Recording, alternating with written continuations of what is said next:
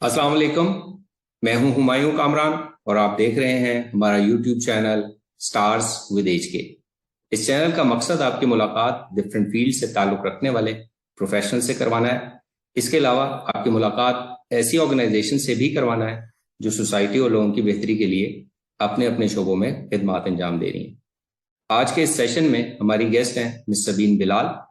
ये founder and director हैं एक एजुकेशनल सेटअप की जो इस्लामाबाद में क्रिएटिव किंडर हाउस के नाम से काम कर रहा है।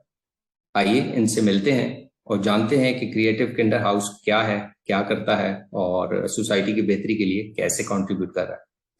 Thank you very much miss Sabeen Bilal कि आपने हमारे लिए टाइम निकाला and we welcome you at our channel. Thank you so much. आपका बहुत शुक्रिया कि आप ये काम कर रहे हैं और आप हाईलाइट कर रहे हैं हम लोग जो काम कर रहे हैं, कोशिश कर रहे हैं बच्चों की मदद करने की। तो thank you very much for having me. तो मिस सबीन बिलाल, सबसे पहले तो ये बताइए कि क्रिएटिव किंडर हाउस है क्या, क्या करता है और इस्लामाबाद में आप लोग किस जगह मौजूद हैं? ठीक है, मैं थोड़ा पहले अपना तारुफ करवा दूं ताकि लोगों को पता हो कि मैं ये काम करती क्यों हूँ, क्योंकि अक्सर लोग पूछते हैं कि ये आपने क्यों ये फील्ड चुनी। मेरा बैकग्राउंड तो ये है, मैंने एमबीए किया हुआ है बेल्जियम से और मैंने सारे टेलीकॉम कंपनीज में काम किया हुआ है। पर हमेशा मेरे दिल में ये एक वो ख्वाहिश थी कि मैं कुछ और करूं, बच्चों के साथ काम करूं, उनकी मदद करूं। तो 2017 में मैंने एक घर में एक पोर्शन लिया और उधर से क्रिएटिव किंडर हाउस शुरू हुआ। उस वक्त एक मैं थी और एक मेरे साथ एक मेरी पार्टनर ही थी। तो हमने 5 बच्चों से शुरू किया। तब हम सिर्फ एक्टिविटीज प्रोवाइड कर रहे थे स्पेशल नीड्स बच्चों के लिए, और वो आहिस्ता आहिस्ता बच्चे बढ़ते गए। साथ साथ मैंने अपनी आरबीटी की ट्रेनिंग भी की, एग्जाम क्लियर किया, आरबीटी बन गई। बच्चे जिस तरह ज्यादा होते गए हमने मजीद टीम में हायरिंग की, हमने शिफ्ट किया। E11 में हमने एक ब्रांच ले ली। साथ साथ मैंने अपना मास्टर्स कंप्लीट किया। I have a masters in special education from George mason university. साथ में बीसीबीए का भी एग्जाम लेके क्लियर कर लिया था। तो इस वक्त इस्लामाबाद में हमारे पास 4 सेंटर्स हैं। एक E11-2 में है, उसमें हमारे पास बड़े बच्चे आते हैं, एडोलेसेंट्स आते हैं स्पेशल नीड्स के साथ। और उनके साथ हम वोकेशनल ट्रेनिंग पे काम करते हैं, उनको एक्टिविटीज में इंगेज करते हैं, लाइफ स्किल्स सिखाते हैं और साथ थेरेपीज भी होती हैं। फिर हमारी 2 ब्रांचेस हैं, एक G91 में और एक DHA फेज 2 में। वो वहाँ हमारा सेटअप इस तरह है कि हमारा एक पूरा इंक्लूसिव प्री स्कूल है और साथ on premises speech therapist, behaviour therapist और ऑक्यूपेशनल थेरेपिस्ट मौजूद हैं।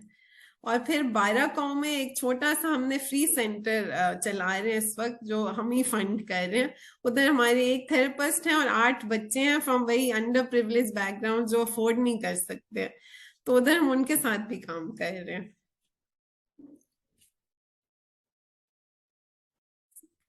सॉरी, आपकी आवाज नहीं।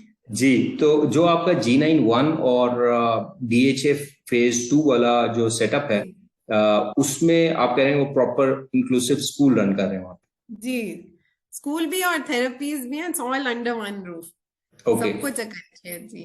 तो वहाँ पे किस एज ग्रुप को आप ले रहे हैं, और जो आपका E11 वाला सेटअप है उसमें जी जब आप बड़े बच्चे कहते हैं तो एज ग्रुप वहाँ पे भी डिफाइन जरा कर सकती हैं आप? ठीक है, DHA फेज 2 और G91 में बच्चे अप्रोक्सीमेटली 2 साल की उम्र से लेके 7-8 साल की उम्र तक हैं। और जो E11 की ब्रांच में उसमें 10 साल की उम्र से लेके 20 साल की उम्र तक के बच्चे हैं हमारे पास। राइट। और जी कहूँ वाला जो अंडर प्रिविलेज्ड, जी, ये आपने वो रखा है, उस सेटअप में किस तरह एज ग्रुप डिफाइंड है उसमें भी? उसमें थोड़े मिक्स्ड हैं बच्चे। आई थिंक सबसे जो छोटे हैं वो 3 साल के हैं और जो सबसे बड़े हैं वो 13-14 साल के हैं। बट वहां भी जिस तरह स्लो लर्नर्स हैं तो वो मिक्स सा ग्रुप है उधर हमारे पास। राइट। तो आपने स्लो लर्नर्स की बात की, तो आप बाकी सेंटर्स में किस तरह, मतलब किन किन चैलेंजेस पे काम कर रहे हैं? बच्चे जो आप एडमिट करते हैं तो जी, एडमिशन देते हैं, तो वो किन चैलेंजेस वाले बच्चों को आप एडमिशन दे रहे हैं? हमारे पास सारे बच्चे आते हैं, हम किसी बच्चे को टर्न अवे नहीं करते। अगर हमारे पास कोई ऐसा बच्चा आए जिसके लिए हमारे पास क्वालिफाइड स्टाफ नहीं होता तो हम क्वालिफाइड स्टाफ हायर कर लेते हैं to help that child out.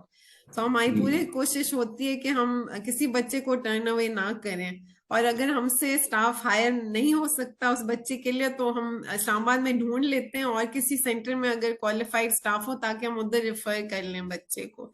But इस वक्त हमारे पास डाउन सिंड्रोम के भी बच्चे हैं, ADHD, autism, speech delay, learning difficulties, CP वाले हैं, ग्लोबल डेवलपमेंटल डिले वाले हैं, और कुछ अनडायग्नोज्ड डिसऑर्डर्स वाले भी बच्चे आते हैं, एपिलेप्सी वाले भी आ रहे हैं। राइट। तो यहाँ पे अगर मैं ये पूछूं कि आपके पास, आपने जिक्र किया कि थेरेपीज भी प्रोवाइड करती हैं, तो किस किस्म की फैसिलिटीज हैं या थेरेपीज, कौन कौन सी थेरेपीज प्रोवाइड की जाती हैं यहाँ पे, उसके बारे में अगर बता सकें। ठीक है, बिहेवियर थेरेपी हम प्रोवाइड कर रहे हैं, ऑक्यूपेशनल थेरेपी प्रोवाइड कर रहे हैं और स्पीच थेरेपी प्रोवाइड कर रहे हैं इस वक्त। तो आप अपने सेटअप में डिफरेंट सेंटर जो है डिफरेंट तरह से ऑपरेट करते हैं, कुछ सिर्फ वन ऑन वन सेशंस पे फोकस कर रहे होते हैं because of the lack of resources जी, और कुछ स्कूल्स हैं जो कि इंक्लूसिव, जिस तरह आप भी कोई इंक्लूसिव सेटअप भी रन करें, तो आपकी डिफरेंट सेटअप्स में डिफरेंट तरह की ऑपरेशनल हैं, वन टू वन ग्रुपिंग करते हैं, तो कैसे करते हैं उसके बारे में थोड़ा व्यूअर्स को बताइए। नहीं, ये देखिए, ये डिपेंड करता है बच्चे की नीड पे भी। हम तो पूरी कोशिश करते हैं कि वन ऑन वन थेरेपीज ही हो ताकि बच्चे की वो नीड्स फुलफिल हो।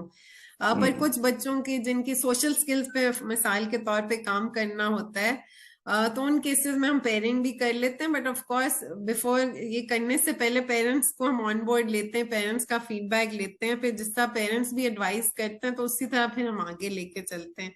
पर थेरेपीज में हम प्रेफर करते हैं कि वो one on one he initially काम हो बच्चों के साथ। राइट। तो जो दूसरा आपका थेरेपीज के अलावा जो सेटअप है, उसमें मतलब क्लासेस को किस तरह डिवाइड करते हैं, या ग्रुप्स में कितने मैक्सिमम बच्चे, या इस तरह की क्लास में कितने मैक्सिमम हो सकते हैं? अच्छा, हमारी जो प्री स्कूल की क्लासेस है, हमारे पास एक प्री प्ले ग्रुप की क्लास है, प्ले ग्रुप की है, अर्ली ईयर्स 1 और अर्ली ईयर्स 2 की क्लासेस है। तो अब जैसा प्री प्ले ग्रुप की क्लास है उसमें हमारे पास 15-16 अगर बच्चे हैं, तो उसमें से एटलीस्ट हाफ जो है वो चिल्ड्रन विद स्पेशल नीड्स हैं। बट वो भी उस तरह के हैं जो class they ready to sit in a classroom.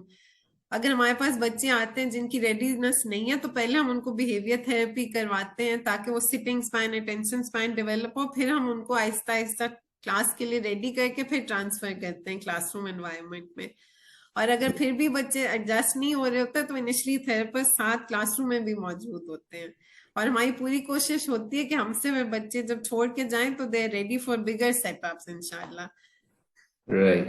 तो ये इस आपने उधर बाराकोह का तो जिक्र किया, आई थिंक कुछ नंबर ऑफ स्टूडेंट्स का, तो बाकी जगहों पे आप बताना चाहेंगे कि कितने के स्टूडेंट्स इस वक्त तकरीबन आ रहे हैं आपके पास? और टोटल अक्रॉस द ब्रांचेस कुछ 200 बच्चों को तो हम केटर कर रहे हैं इस वक्त। राइट। तो आप खुद भी आपने अपनी तारुफ में बताया, तो आपकी अपनी स्पेशलिटी है क्या? As a speech language pathologist हैं, बिहेवियर थेरेपिस्ट हैं, या 2-3 जगहों पे आप दे रही हैं? नहीं, मेरा स्पेशल एजुकेशन में मास्टर्स है एंड बिहेवियर थेरेपिस्ट हूँ। आई एम अ BCBA, तो दिस इज माय स्पेशलिटी। तो आपके अलावा यहाँ पे जो आपकी प्रोफेशनल टीम है, उसमें बच्चों के लिए और कौन कौन से प्रोफेशनल्स अवेलेबल हो सकते हैं? अपनी टीम के बारे में थोड़ा सा अगर बता सकें। जी, जो स्पीच थेरेपिस्ट है हम अक्सर ट्राई करते हैं कि सारों के पास मास्टर्स हो स्पीच में। यूजली हम रिफा यूनिवर्सिटी से हायर करना प्रेफर करते हैं कि वहाँ के जो ग्रेजुएट्स होते हैं वो दे वेल राउंडेड एंड बहुत हार्ड वर्किंग होते हैं। ऑक्यूपेशनल थेरेपिस्ट जो है वो यूजली लाहौर से आते हैं, बिकॉज पाकिस्तान में अनफॉर्चुनेटली लाहौर कराची में ही ये क्वालिफिकेशन होती है, इस्लामाबाद में इस वक्त फैसिलिटी नहीं है।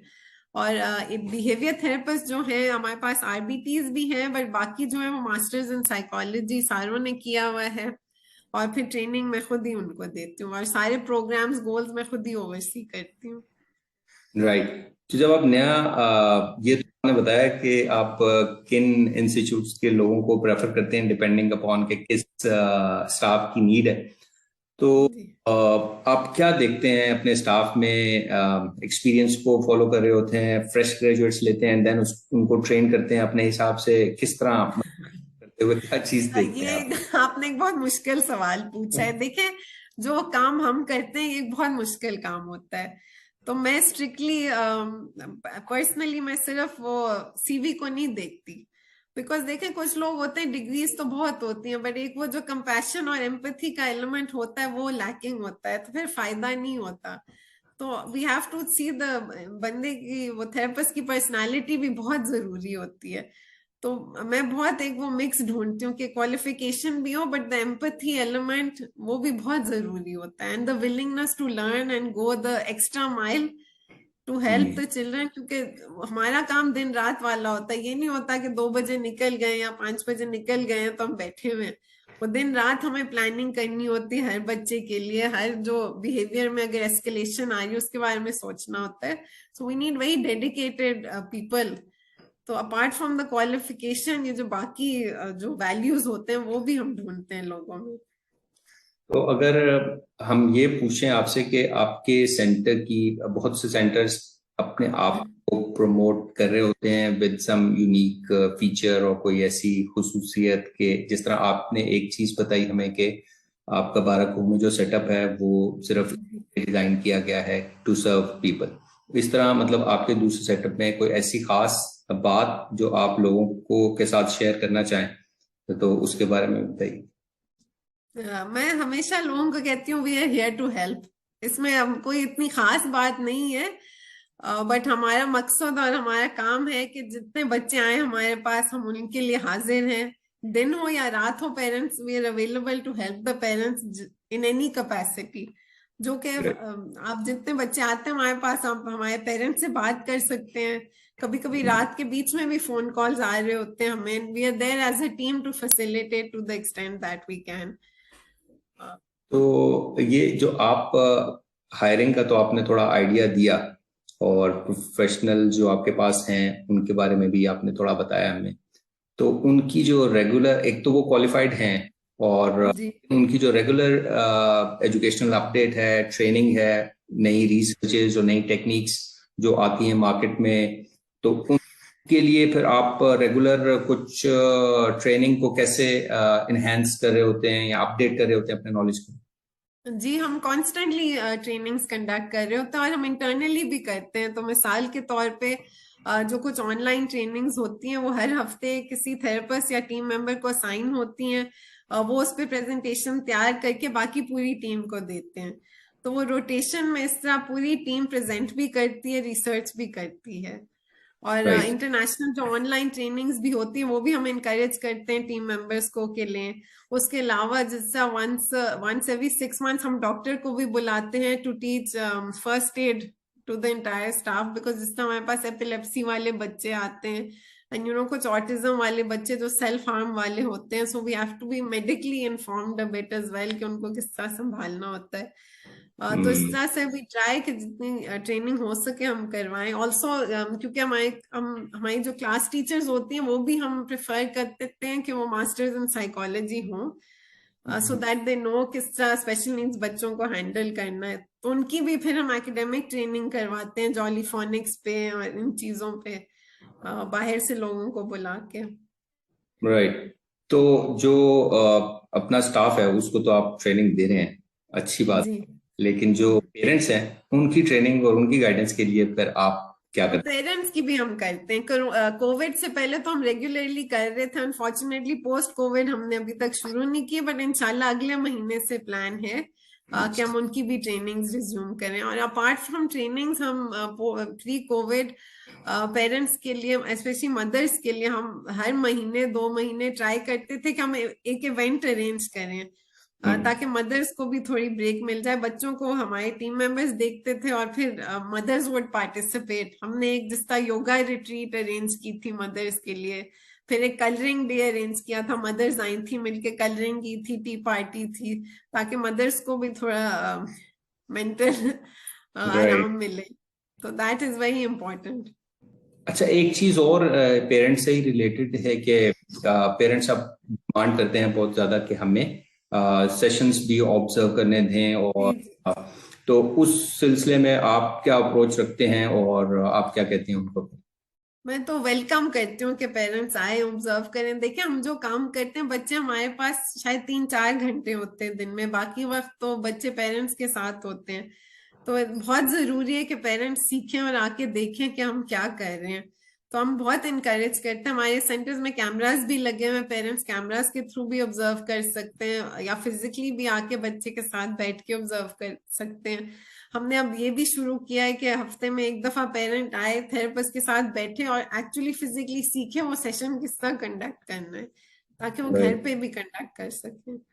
कुछ वीडियोस तो मैंने भी आपकी फेसबुक पे देखी, तो पे वो जो आउटडोर एक्टिविटीज हैं आपकी, जिस तरह बैंक की कोई एक्टिविटी थी और इस तरह, तो वो भी प्रॉपर वीडियो ही बनी हुई थी। वो भी पेरेंट्स के लिए ही बेसिकली, बाकी के लिए भी है और पेरेंट्स के लिए भी है। हम तो बहुत इनकरेज करते हैं, पेरेंटल पार्टिसिपेशन तो बहुत जरूरी है। तो ये जो आपका सेटअप 12 को वाला, तो आपने बता दिया उसके बारे में। तो जो बाकी सेटअप हैं उनकी फी के बारे में कुछ आप आइडिया देना चाहेंगी, किसी एग्जांपल के थ्रू ही, कि पेरेंट्स को थोड़ा आइडिया हो सके कि आप लोग किस तरह ऑपरेट करते हैं फीस के हिसाब से। बिल्कुल, देखिए फीस जो है इट्स थोड़ी फ्लूइड सी चीज है, हमारी उस तरह से फिक्स्ड फीस नहीं है। हमने इस तरह रखा हुआ है, जो पेरेंट्स अफोर्ड कर सकते हैं वो फुल फीस देते हैं, जो नहीं अफोर्ड कर सकते वो डिस्काउंटेड फीस पे। और हमारे पास बहुत सारे बच्चे फ्री में भी पढ़ रहे हैं। मेरे पास जिस तरह एक दूध वाले का बेटा भी आ रहा है, एक मेड का भी बेटा सीपी वाला आ रहा है। तो उस तरह के बच्चे बिल्कुल फ्री में आ रहे हैं हमारे पास। लेकिन ये लॉट ऑफ आप पेरेंट्स। ये आप उनकी बात कर रही हैं जो अदर देन 12 कहू सेटअप के अलावा जो बाकी आपके सेटअप्स है उन जी जी, किसी हद उनमें तक भी फ्री अकोमोडेट में करें। आते हैं, राइट, बिल्कुल राइट। उधर भी फ्री में बच्चे हैं, और बहुत सारे मिनिमल कॉस्ट पे आते हैं हमारे पास। तो राइट, पेरेंट्स अगर आए और बोले हम फीस नहीं अफोर्ड कर सकते, तो हम पेरेंट्स से पूछते हैं आप कितना आराम से दे सकते हैं, और फिर उसी में हम अकोमोडेट कर लेते हैं बच्चों को। दैट्स वंडरफुल जी। और आप ये बताएं कि ये तो वो बच्चे या वो पेरेंट्स हैं जो आप तक पहुंच सकते हैं आप जी फिजिकली, और कुछ ऐसा भी हैं जो आपके शहर से दूर हैं, और या वो आपकी किसी तरह हेल्प लेना चाहते हो, आपसे बेनिफिट लेना चाहते हो, उनको किस तरह बेनिफिट हो सकता है आपसे, जो आप तक फिजिकली नहीं पहुंच सकते? हम बिल्कुल हम काम भी कर रहे हैं उन जैसे बच्चों। हमारे पास कुछ बच्चे हैं सऊदी अरेबिया में भी, हम उनको भी ऑनलाइन थेरेपीज प्रोवाइड कर रहे हैं। यहाँ पे जैसा मियाँ वाली साइड पे, झेलम साइड से, उधर भी हम ऑनलाइन कंसल्टेशन प्रोवाइड करते हैं। ऑनलाइन वो पूरे बच्चे की हिस्ट्री लेके पेरेंट्स से कोऑर्डिनेट करके पूरा प्लान बना के हम पेरेंट्स को फिर रिमोटली गाइड करते हैं। तो वी आर ऑलवेज अवेलेबल। अक्सर होता है जैसा पेशावर साइड से भी पेरेंट्स एक दफा आके मिल लेते हैं हमसे, फिर हम पूरा प्लान बना के रिमोटली गाइड करते हैं पेरेंट्स को। राइट। तो आपने जिस तरह बताया अपने सेटअप का कि जो डीएचए में है और जो जी9 में है वो इंक्लूसिव सेटअप है, तो जी हमारे यहाँ बहुत से सेंटर्स अपने आप को इंक्लूसिव बोलते तो हैं, जी वो इंक्लूसिव होते शायद नहीं है। पाकिस्तान में इंक्लूसिवनेस को और इंक्लूसिविटी, जब ये फ्रेज काफी यूज होता है, बिल्कुल कैसे डिफाइन करते हैं? और अपना सेटअप, क्योंकि आप बता रही हैं कि हम इंक्लूसिव सेटअप में 2 में भी, तो इसके बारे में जरा हमारे व्यूअर्स को बताइए कि इंक्लूसिव सेटअप कैसा होता है और क्या होता है। देखिए, मेरे दिमाग में और मेरे लिए इंक्लूजन ये होती है कि हर बच्चे को इक्वल अपॉर्चुनिटीज दी जाए। हर every child should be treated equally in the classroom, equal learning opportunities दी जाए। And I welcome all viewers कि वो आके जरूर देखें हमारा सेटअप, वो खुद देखें किस तरह चल रहा है, एंड दे कैन जज फॉर देमसेल्व्स कि ये इंक्लूजन है कि नहीं। हम कोशिश करते हैं कि हर बच्चे की इंडिविजुअल नीड्स पूरी हो, इंडिविजुअल प्लान्स भी बनते हैं बच्चों के लिए, बट वो क्लासरूम में इकट्ठे होते हैं और इकट्ठे हम लेके चलते हैं बच्चों को, ताकि वो डिस्क्रिमिनेशन ना हो बच्चों के दरमियान। राइट। अच्छा, एक चीज और बताइए कि बहुत सी जगहों पे जैसे आप कुछ फ्रेजेस हैं या कुछ वर्ड्स हैं जो कि नहीं यूज करना पसंद किया जाता, जिस तरह नॉर्मल बच्चे, एबनॉर्मल बच्चे, डिफरेंट टर्म्स इंट्रोड्यूस हो चुकी हैं, लेकिन हम भी typically developing, non typically developing, neuro divergent and so on, तो आप समझते हैं इनसे इनसे फर्क पड़ता है? लोगों को यूज करनी चाहिए या इससे कोई खास फर्क नहीं पड़ता? देखिए ये पर्सन टू पर्सन डिपेंड करता है, बट ऑब्वियसली कुछ लफ्ज हैं विच शुड बी अवॉइडेड, जिसका मेंटली रिटार्डेड, ये तो अब बहुत एक डिरोगेटरी सा टर्म है, it shouldn't be use now.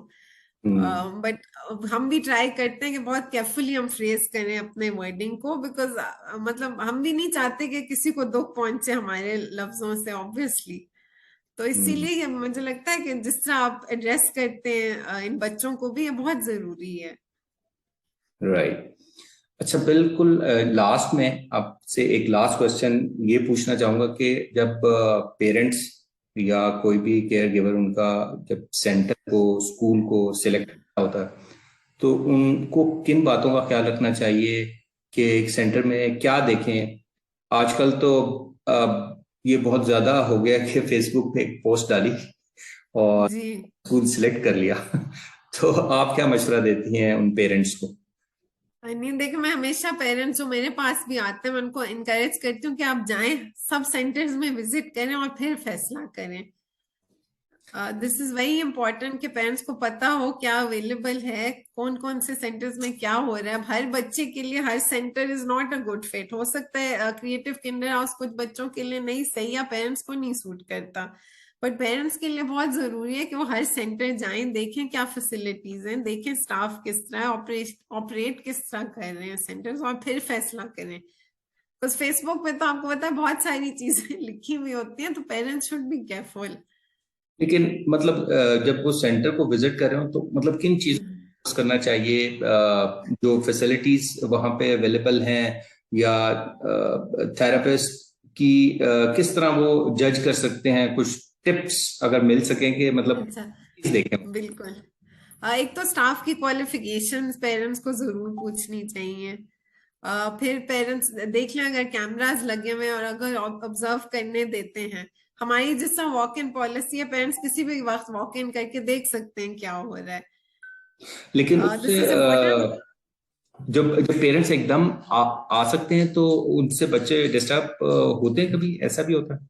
नहीं, मतलब पेरेंट्स आके देख सकते हैं दूर से, they don't have to obviously बिल्कुल अंदर कैमरा से देख लें, but they should be allowed to come when they want to see के हो क्या रहा है सेंटर में। जिस तरह स्कूल्स में भी होता है, अगर मैं अपनी बच्ची को देखना चाहूँ स्कूल में, I should have the right to go and see के हो क्या रहा है। तो ये राइट। जरूरी, hygiene should be looked at as well, cleanliness कितनी है सेंटर में, ये भी बहुत जरूरी है, क्योंकि जो चिल्ड्रन विद एडिशनल नीड्स होते हैं अक्सर इम्यूनिटी लो होती है। तो हाइजीन क्लेनलीनेस को भी देखना चाहिए पेरेंट्स को। तो ऑब्वियसली बहुत सारी चीजें होती है, parents should see everything and फिर इन्फॉर्म डिसीजन लिया। और दूसरे पेरेंट्स से भी बात करें जिनके बच्चे उन सेंटर्स में जा रहे हैं, बस पेरेंट्स से बेहतर तो और कोई नहीं मशवरा दे सकता दूसरे पेरेंट्स को। क्योंकि हर सेंटर का मैंने देखा है कि मतलब कुछ लोग बहुत खुश होते हैं, कुछ लोग नहीं भी खुश होते। बिल्कुल, देखिए ये कि तो हर जगह होता है, दिस इज वेरी नेचुरल। वो बड़ा जरूरी है कि वो जाके विजिट किया जाए और उस चीज को बिल्कुल observe किया जाए और खुद फैसला किया जाए कि यार। और फिर बच्चे, जिस तरह आपने बताया कि हर बच्चा इज यूनिक, डिफरेंट है, तो उसकी बिल्कुल रिक्वायरमेंट भी डिफरेंट हो सकती है। तो बिल्कुल। जी, राइट जी। तो इस और टिप्स के साथ हम आपसे इजाजत चाहेंगे। मैं सबीन, थैंक यू। आपका बहुत शुक्रिया दोबारा। Thank you so much. शुक्रिया। और हम उम्मीद करते हैं कि ये इन्फॉर्मेशन जो आपसे हमें मिली है, ये हमारे व्यूअर्स के लिए जरूर फायदेमंद साबित होगी। And thank you everyone as well for watching. और हम इंशाल्लाह नेक्स्ट सेशन में एक नए मेहमान के साथ आपकी खिदमत में दोबारा हाजिर होंगे। Until then, take care and अल्लाह हाफिज।